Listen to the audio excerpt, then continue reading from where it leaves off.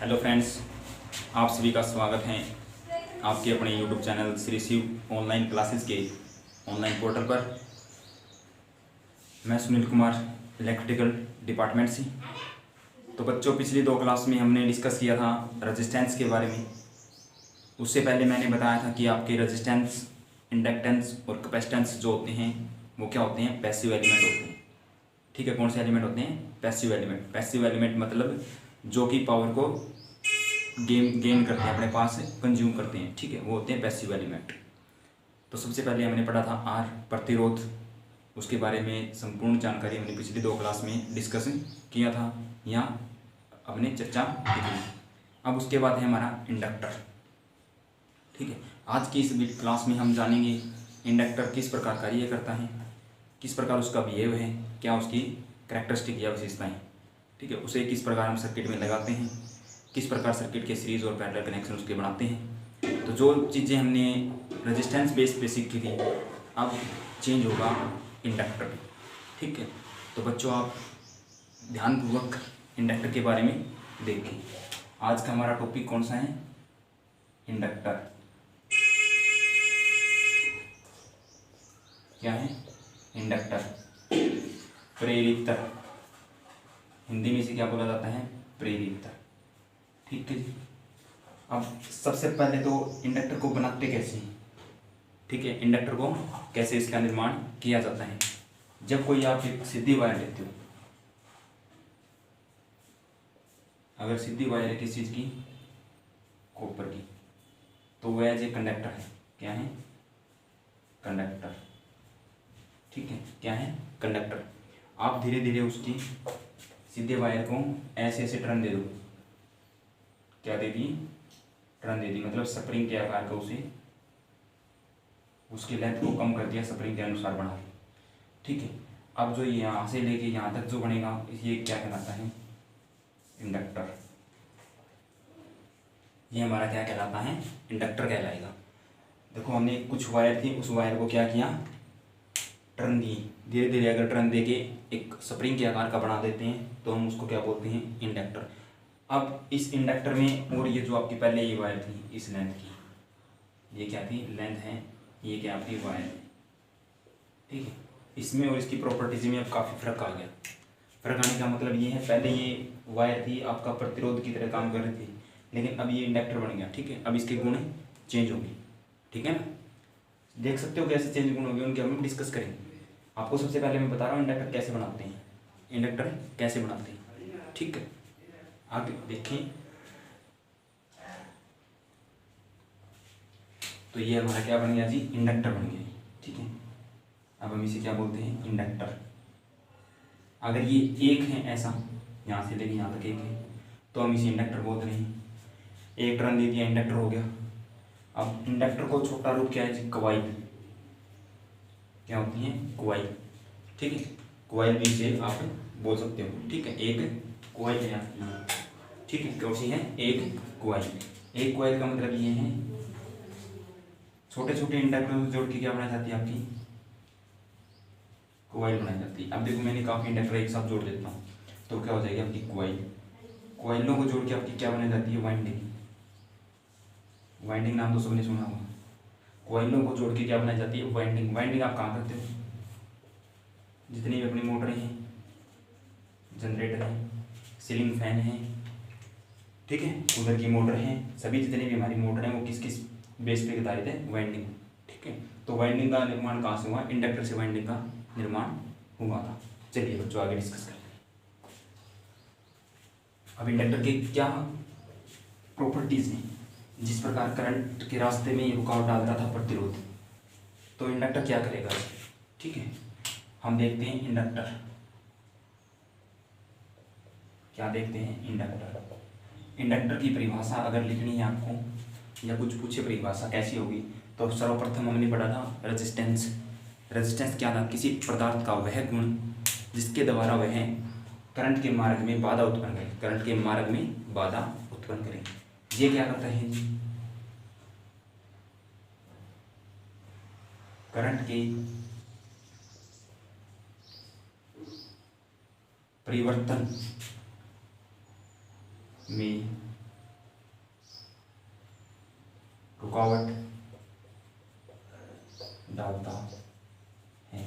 ठीक है, ये क्या करता है, जैसे जैसे आपका करंट की वैल्यू कम या ज़्यादा होगी ना, तो उस वैल्यू को कम ज़्यादा होने की बेस पे ही रुकावट डालता है। ठीक है, change the rate of the value of current, current के परिवर्तन में, करंट की जो वैल्यू है आपकी परिवर्तित होती रहती है, उसके मान में क्या करता है, ये बाधा डालता है। देखो सर्वप्रथम आपने क्या किया,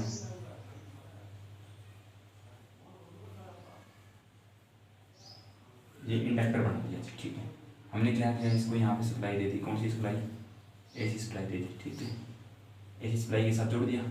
अब वहाँ पे आपको पता है एसी सप्लाई कैसी होती है जी, हमारी साइनसोइडल वेव होती है, ऐसी ऐसी होती है ना।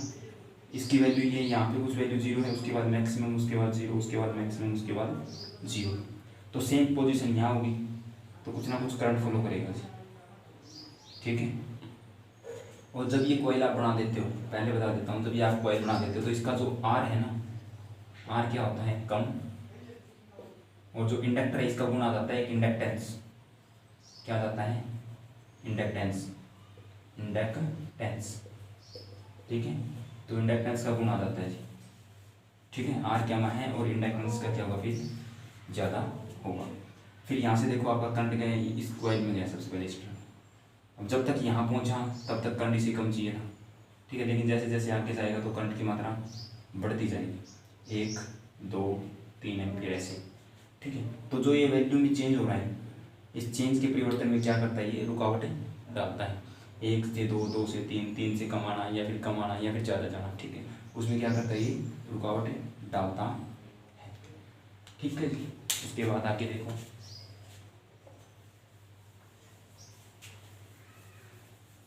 ठीक है, रुकावट डालता है। अब इसका सिंबल बना देते हैं, किसके द्वारा इसे दर्शाते हैं, सिंबल बनाओ।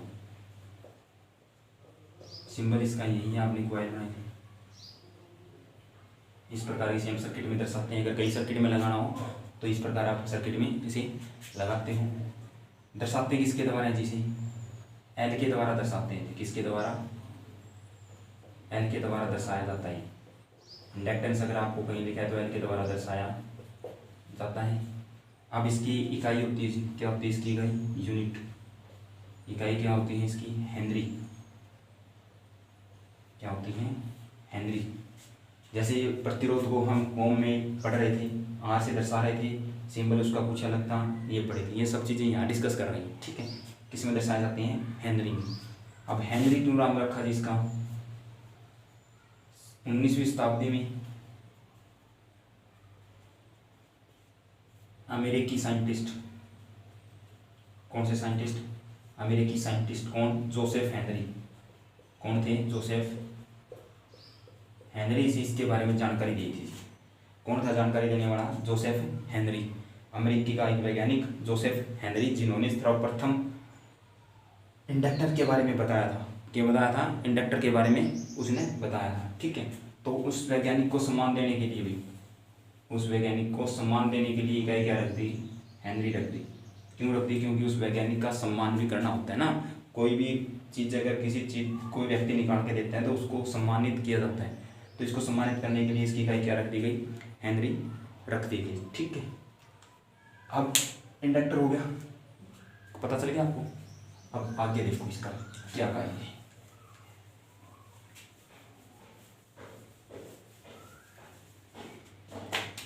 ये था जी हमारा इंडक्टर। ठीक है, देखो मैंने पहले ही बोला था इसका प्रतिरोध क्या होगा जी, कम होगा। इसका जो इंडक्टेंस होगा, प्रतिरोध कम, इंडक्टेंस ज़्यादा। ठीक है, प्रतिरोध को आर से दर्शाते हैं। तो इंडक्टेंस क्या है जी, ये तो इंडक्टर है, इंडक्टेंस क्या है, इंडक्टेंस है इसका XL। जितनी ये बाधा डालता है,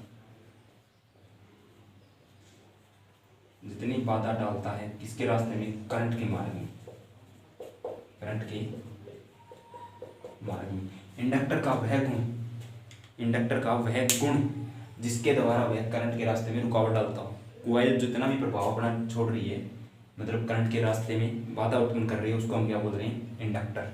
ठीक है, इंडक्टेंस बोल रहे हैं उसको, क्या बोल रहे हैं, इंडक्टेंस।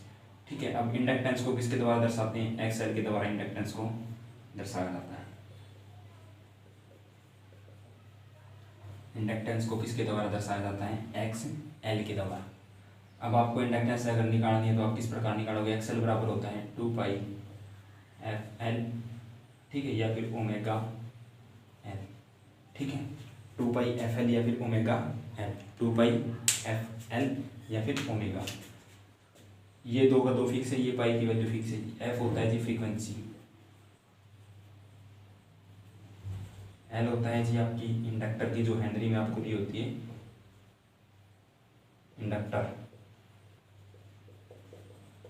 इंडक्टर की जो कैपेसिटी है, ठीक है, हेनरी में आपको इसके यूनिट है जो हेनरी में दी होगी, वो आप यहाँ फाइंड करके इसका प्रतिरोध निकाल सकते हो।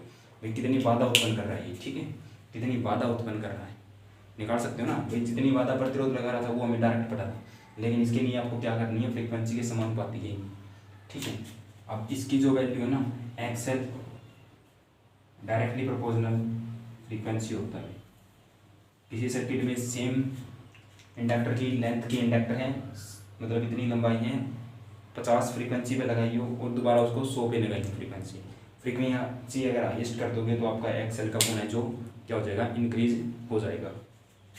जैसे जैसे फ्रीक्वेंसी बढ़ेगी वैसे वैसे हमारा क्या बढ़ेगा? इंडक्टेंस बढ़ेगा, और हमारे करंट के रास्ते में रुकावट जो होगी वो ज़्यादा उत्पन्न होगी। किसके द्वारा? इंडक्टेंस के द्वारा, ठीक है। अब इंडक्टेंस की इकाई क्या जी? एक्सएल की इकाई, इंडक्टेंस की इकाई क्या है जी? देखो है जी, प्रतिरोध काम कर रहा है तो प्रतिरोध की इकाई थी, तो इसकी इकाई भी क्या होगी? ओम, ठीक है। वो है इंडक्टर जो करंट के परिवर्तनों का अपोज करता है, ठीक है, उसका क्या करता है? अपोज करता है, विरोध करता है, ठीक है। क्या करता है? उसका विरोध करता है, करंट के मान में परिवर्तनों का विरोध, करंट के मान में परिवर्तनों का विरोध जो करता है वो कौन है? इंडक्टर। और जो करंट के वास्ते में राधा रुकावट करेगा, कुछ ना कुछ इसका प्रतिरोध भी होगा भाई, ठीक है, तो उसे हम प्रतिरोध नेटवर्क के एक्सएल बोलते हैं, ठीक है। इंडक्टर में क्या बोला जाता है उसको? एक्सएल। एक्सएल क्या होता है? इंडक्टेंस होता है। एक्सएल बराबर 2 पाई एफ एल, एफ क्या है? फ्रीक्वेंसी, तो सीधी सी बात है फ्रीक्वेंसी के समानुपाती है, ठीक है, फ्रीक्वेंसी के समानुपाती। जैसे जैसे आप फ्रीक्वेंसी बढ़ाते जाओगे एक्सएल की वैल्यू इंक्रीज होती जाएगी। एक्सएल की इकाई क्या है? ओम, एक्सएल की इकाई क्या है? ओम। और इंडक्टेंस को किसके द्वारा प्रदर्शित करते हैं? एक्सएल द्वारा दर्शाते हैं। अगर कहीं लिखा है एक्सएल तो वो क्या है? इंडक्टेंस है, ठीक है, वो क्या है? इंडक्टेंस है। इंडक्टेंस की इकाई क्या है? ओम, ठीक है, इतना पता चल गया होगा। चलिए,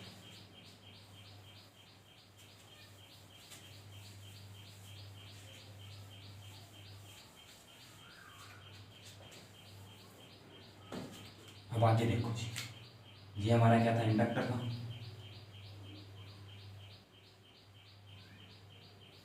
ठीक है। इसका कुछ ना कुछ एक्सएल होगा ना एक्सएल, ठीक है। उसके बाद स्टार्टिंग में मैंने क्या किया जी? यहाँ सप्लाई दे दी, एसी सप्लाई दी, ठीक है। एसी सप्लाई देने के बाद इसका कुछ ना कुछ एक्सएल है, तो सीधी सी बात है भाई करंट फ्लो करेगा। क्या करेगा?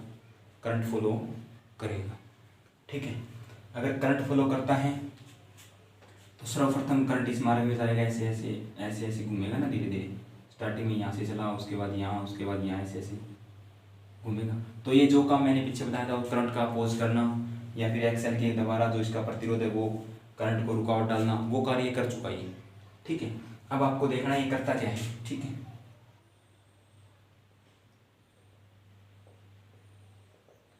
अब इसके साथ साथ मैं बता देता हूँ, अपना जो इंडक्टर है ना, इंडक्टर क्या करता है? ऊर्जा संग्रहित करता है, ऊर्जा संग्रहित करता है, मतलब ऊर्जा को स्टोर भी करता है भी। संग्रहित का मतलब है संग्रहण करता है, ठीक है। संग्रहण करने का मतलब देखो, यहाँ से आपकी इनपुट सप्लाई दी आपने, कौन सी सप्लाई है? यहाँ पे एसी है, तो कौन सी है? इलेक्ट्रिकल। यहाँ गई, यहाँ गई, यहाँ जाने के बाद आपने क्या दिया? एसी होती है ना, वो कैसी चलती है? इस प्रकार चलती है भाई, ठीक है। तो जैसे जैसे इसके अंदर करंट फ्लो करेगा टर्नों के अंदर, तो आपको याद आएगा फैराडे का इलेक्ट्रोमैग्नेटिक लॉ। कौन सा नाम आएगा? फैराडे का इलेक्ट्रोमैग्नेटिक लॉ, फैराडे का इलेक्ट्रोमैग्नेटिक इंडक्शन लॉ। उसने क्या बताया था जी उस वैज्ञानिक ने? फैराडे ने अपने 2 नियम दिए थे, उन्होंने बताया था जब किसी, ठीक है, जब किसी भी धारावाही चालक, ठीक है, चुंबकीय क्षेत्र में रखे धारावाही चालक में ईएमएफ उत्पन्न होती है, ठीक है। बस उसने सीधी बात है, मैं बताता हूँ। उसने बताया था कि दो परमानेंट चुंबक हैं, उसके अंदर आप कोई कंडक्टर रख रहे हो, दो आपकी चुंबक हैं, उसके अंदर कंडक्टर रख रहे हो, या तो एक चुंबक को घुमा दो या फिर उस कंडक्टर को घुमा दो। क्या करना है, आपकी दो चुंबक हैं एन और एस, यहाँ पे क्या रखा है जी, आपका कंडक्टर रखा है इस प्रकार, ठीक है, ये आपका कंडक्टर है, ठीक है। अब इन दोनों में से ना आपको एक चीज़ को घुमाना है, दोनों में से किसी एक को घुमा दो, दोनों में से एक को घुमा दो, तो जो घूमेगा ना, जो घूमेगा उस कौन सा भी घुमा दो, कोई दिक्कत नहीं, दोनों में से किसने घुमा दो कोई दिक्कत नहीं है। लेकिन घूमने के बाद जो हमारा कंडक्टर ना, कंडक्टर के अंदर एक ईएमएफ उत्पन्न हो जाती है। क्या उत्पन्न हो जाती है, एक ईएमएफ उत्पन्न हो जाती है कंडक्टर के अंदर, ठीक है। तो चालक के अंदर क्या होगी, एक ईएमएफ उत्पन्न हो जाती है। अब देखो यहाँ से हमारा करंट जा रहा है, करंट हमारा इसी साइनसोइडल वे में जो घूम रहा है परिवर्तित हो रहा है, यहाँ से घूमता घूमता यहाँ आगे पहुँचेगा, ठीक है, पहुँचेगा ना। तो सबसे पहले तो यहाँ पे आपकी क्या बनेगी, पोलैरिटी बनेगी, तो ये चुंबकीय बनेगी, चुंबकीय रेखाएं बनेगी, चुंबकीय रेखाएं बनेगी। चुंबकीय रेखाएं बनने के बाद ये चुंबकीय रेखाएं को काटेगी, कंडक्टर को काटेगी, तो कंडक्टर में क्या होगी, ईएमएफ उत्पन्न होगी। क्या होगी, ईएमएफ उत्पन्न होगी। देखो करंट फ्लो करें, करंट फ्लो करने से वेरी करंट है तो चुंबक उत्पन्न होगा, चुंबक अगर उत्पन्न हुआ तो फिर क्या होगा, एक ईएमएफ उत्पन्न होगी, ठीक है, एक वोल्टेज इंड्यूस होगी, मतलब इसके अंदर एक वोल्टेज का निर्माण होगा। अब देखो जी, सर्वप्रथम हमारा क्या हुआ, चुंबक उत्पन्न हुआ, ठीक है। चुंबक किस पे डिपेंड है, चुंबकीय फ्लक्स। सबसे पहले हमारा क्या उत्पन्न हुआ, चुंबकीय फ्लक्स बना था, यहाँ से करंट गया तो चुंबकीय फ्लक्स बना। चुंबकीय फ्लक्स को हम किससे दर्शाते हैं, फाई, इसकी इकाई क्या है, वेपर, ठीक है। चुंबकीय फ्लक्स को दर्शाते फाई से, इकाई क्या है, वेपर, ठीक है। अब ये किसके समानुपाती होगी, ये समानुपाती होगी जी आपकी आई और एल। किसके समानुपाती होगी, आई और एल। जितनी बड़ी आपकी कॉइल है या फिर आपका इंडक्टर है, जितना लंबा आपका इंडक्टर है उतना ज़्यादा फ्लक्स बनेगा, जितनी ज़्यादा क्या आपका करंट दे रहे हो, ठीक है। जितना ज़्यादा इसके अंदर करंट फ्लो करेगा उतना ही ज़्यादा हमारा क्या बनेगा, चुंबकीय फ्लक्स।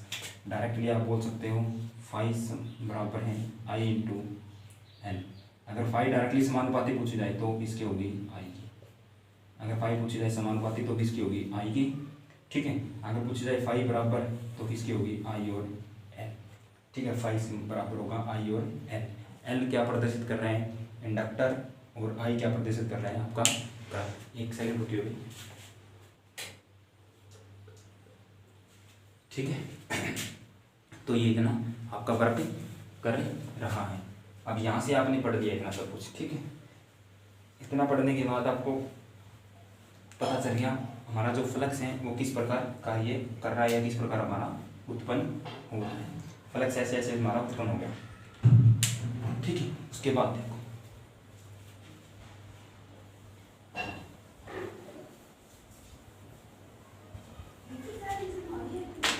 फ्लक्स का आपको पता चलेगा, फ्लक्स समानुपाती है, फ्लक्स बराबर आई इंटू एल, ठीक है। अब देखो यहाँ पे एक ईएमएफ उत्पन्न होगी, क्या उत्पन्न होगी, ईएमएफ, ठीक है। ईएमएफ उत्पन्न होगी, ईएमएफ उत्पन्न होगी, उसे क्या बोला जाता है, ए की द्वारा दर्शाया जाता है। यहाँ से आप उस वोल्टेज दे रहे हो, यहाँ पे ए उत्पन्न, ठीक है। ये जो होगी वो किसके उत्पन्न होगी, इसके नियम के अनुसार फैराडे की इलेक्ट्रोमैग्नेटिक इंडक्शन नियम, ठीक है। फैराडे के इलेक्ट्रोमैग्नेटिक इंडक्शन के नियम के अनुसार इसके अंदर एक ईएमएफ उत्पन्न होगी, ठीक है। जो ईएमएफ उत्पन्न होगी वो कैसी होती है, ईएमएफ आपको पता होगी कि सीधी सी बात है, ये क्या कर रहा है, करंट का अपोज कर रहा है। तो आप ई बराबर लिखोगे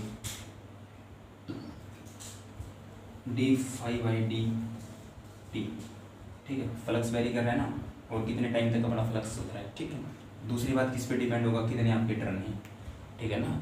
टर्नों पे तो डिपेंड करेगा, कम टर्न है तो ईएमएफ कम, ज़्यादा टर्न है तो ज़्यादा, तो गुणा में एन नंबर ऑफ टर्न।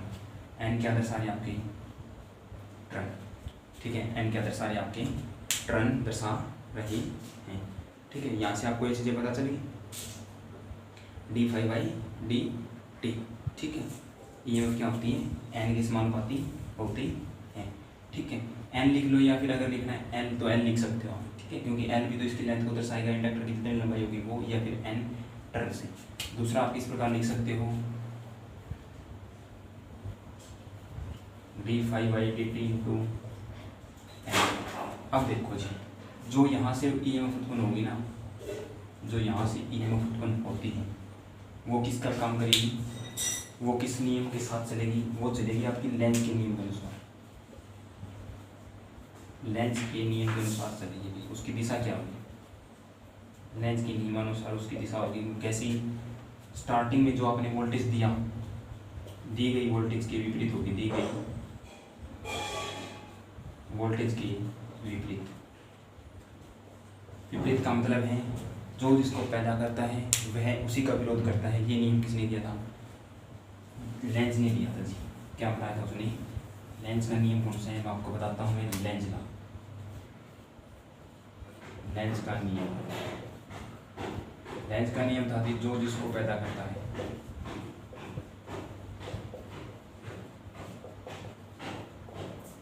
जो जिसको पैदा करता है वह उसी का विरोध करता है, वह उसी का विरोध करता है। जो जिसको पैदा करता है वह उसी का विरोध करता है। देखो यहाँ से जो कुछ वोल्टेज दी, यहाँ करंट बना, यहाँ जाके ईएमएफ उत्पन्न हुई, तो जो यहाँ ईएमएफ उत्पन्न होगी वो ईएमएफ किसका विरोध करेगी, इसे वोल्टेज का विरोध करेगी, ठीक है। विरोध करेगी तो इस पर क्या प्रभाव पड़ेगा जी, इसके लिए आप क्या लिख सकते हो, जो ईएमएफ होगी हमारी वो क्या होगी, minus L D phi by D T, या फिर minus N D phi by D T volt, ठीक है। जितने ज़्यादा नंबर ऑफ टर्न होंगे उतनी ज़्यादा ईएमएफ ज़्यादा उत्पन्न होगी, और वो इसका फिर विरोध करेगी, ठीक है। इसका क्या करेगी, विरोध करेगी। इसी को आपने क्या बोला था, बैक ईएमएफ का नाम दिया जाता है। जो आपकी जनरेटर वगैरह में जाके क्या बन जाती है, बैक ईएमएफ बढ़ जाती है, वो किसके अनुसार होती है, आपकी लेंज लॉ के अनुसार होती है, वापिस विरोध करती है, ठीक है। ये हम आगे मोटर में डिस्कस करेंगे। बैक ईएमएफ संपूर्ण जानकारी वहाँ आपको दी जाएगी। यहाँ तक आपको पता होना चाहिए ये फॉर्मूले थे, ठीक है। उसके बाद है कुछ,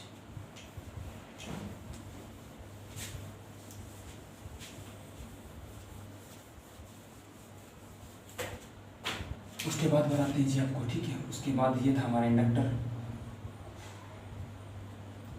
मैंने बताया था ये क्या करता है, ऊर्जा संग्रहित, ऊर्जा संग्रहित। अब देखो जी ऊर्जा संग्रहित किस प्रकार करता है। हमने पढ़ा था यहाँ करंट आ रहा है, कुछ ना कुछ क्या आ रहा है, करंट आ रहा था। करंट आने से जब मैग्नेट के गुण तक ही हमें सीमित रखना है, जिसको क्या कर दिया इसने, ये क्या बना दिया, फाई बना दिया, ठीक है। ऊर्जा संग्रहित का मतलब ऊर्जा को चेंज कर दिया। यहाँ इलेक्ट्रिकल एनर्जी थी, यहाँ कौन सी आ गई, मैग्नेटिक एनर्जी, ठीक है। मैग्नेटिक एनर्जी ये है जी, इसने चेंज कर दिया किसमें, मैग्नेटिक एनर्जी। इसी को हम बोल रहे हैं ऊर्जा संग्रहित। अब जो हमारी मैग्नेटिक एनर्जी होगी वो किसके बराबर होगी, मैग्नेटिक एनर्जी बराबर होगी 1/2। मैग्नेटिक एनर्जी किसके बराबर होगी, 1/2 Ni स्क्वायर जूल, ठीक है। मैग्नेटिक एनर्जी किसके बराबर होगी, 1/2 Ni स्क्वायर जूल, ठीक है। ये इसका फॉर्मूला है, ये most important, very very important formula. L क्या दर्शाता है जी, इंडक्टर। आई क्या दर्शाता है जी, करंट। और करंट के स्क्वायर पे डिपेंड है, मतलब जितना ज़्यादा करंट उतनी ही ज़्यादा मैग्नेटिकल एनर्जी। मैग्नेटिकल एनर्जी ज़्यादा क्यों होगी, फ्लक्स ज़्यादा बढ़ेगा, किसके समानुपात में, करंट के रिस्पेक्ट में, ठीक है। फ्लक्स जो है हमारा किस पे डिपेंड है, करंट पे डिपेंड है। ठीक है। तो आप बोल सकते हो 1/2 Li²। करंट जितना ज़्यादा दोगे मैग्नेटिक एनर्जी उतनी ही ज़्यादा होगी, ऊर्जा संग्रहित उतनी ही ज़्यादा होगी। अब देखो यह ऊर्जा कब तक रहेगी? यह ऊर्जा जब तक रहेगी जब तक आप सर्किट में करंट देते रहेंगे, ठीक है। यह भी सर्किट में करंट रहेगा। जब तक आप इसको सप्लाई के साथ जोड़े रखोगे तब तक यह आपको मैग्नेटिक एनर्जी प्रोवाइड करवाता रहेगा, ठीक है। जैसे ही आप सप्लाई को ऑफ कर देते हो, करंट को ऑफ कर देते हो, या फिर आपका हमारा कहीं से ओपन हो जाता है, तो ये आपका रुक जाएगा, ये आपका वर्क नहीं करेगा, ठीक है। उसके बाद देखो ये नियम, ये फॉर्मूला आपको याद होना चाहिए, अच्छी चीज़ें हैं। तो ध्यानपूर्वक इन बातों को नोट करें और अपनी क्लास का आनंद लें, ठीक है। उसके बाद हम पढ़ते हैं इंडक्टर में। इतनी जानकारी लेने के बाद आपको पढ़ना है इंडक्टर के कनेक्शन। क्या पढ़ने हैं? इंडक्टर के कनेक्शन या सर्किट डायग्राम। आप देखो जिस प्रकार हम प्रतिरोध को सीरीज और पैरेलल में जोड़ रहे थे, किस में जोड़ रहे थे? सीरीज और पैरेलल में जोड़ रहे थे। सीरीज पैरेलल में जोड़ने से हमारा प्रतिरोध इंक्रीज हो रहा था, या फिर जो हमारी प्रतिरोध इंक्रीज हो रहा था सीरीज में। पैरेलल में जितने ज़्यादा प्रतिरोध लगाते हो, प्रतिरोध जो हमारा ऑल ओवर प्रतिरोध था वो कम हो रहा था, करंट डिवाइड हो रहा था। किसी में वोल्टेज सेम थी, किसी में वोल्टेज डिवाइड हो गई थी, तो वो हमने डिस्कस किया था। उसी प्रकार अगर आपको दो इंडक्टर जोड़ने हैं, ये फर्स्ट इंडक्टर है, ये सेकंड इंडक्टर है, मैंने किस में जोड़ दिए? सीरीज में जोड़ दिए। किस में जोड़ दिए? सीरीज में जोड़ दिए, ठीक है। सीरीज कनेक्शन के लिए आपको बता देता हूँ, ये आपका कौन सा कनेक्शन है? सीरीज, SERI, सीरीज कनेक्शन, ठीक है। सीरीज में आपको इसकी कुछ ना कुछ L बराबर दिया होगा, इसका L बराबर दिया होगा, ठीक है। या फिर L1 दिया है, ये L2 है, तो आपसे पूछा जाएगा टोटल L क्या होगा? टोटल L बराबर होगा L1 plus L2 direct LN तक। तो जैसे जैसे आप प्रतिरोध में टोटल R निकाल देते हैं, L1, L2, L3 series connection में, उसी प्रकार L1 और L2 को जोड़ के आप इसकी टोटल क्या निकाल सकते हो?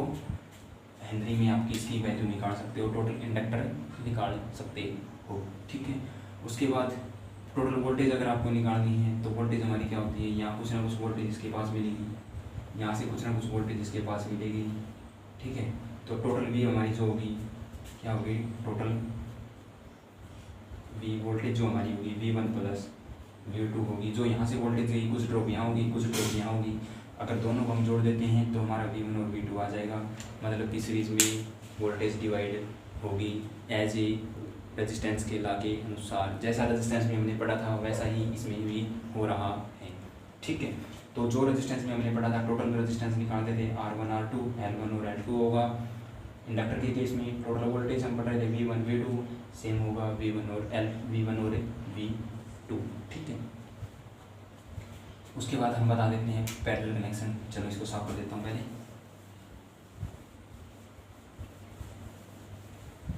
सीरीज कनेक्शन से आपको ज़्यादा कुछ नहीं है, ज़्यादा यूज़ भी नहीं है इसके, तो आपको पैरेलल कनेक्शन बता देते हैं, ठीक है। पैरेलल कनेक्शन में आप क्या करते हो? दो कॉइलों को आप पैरेलल में जोड़ते हो।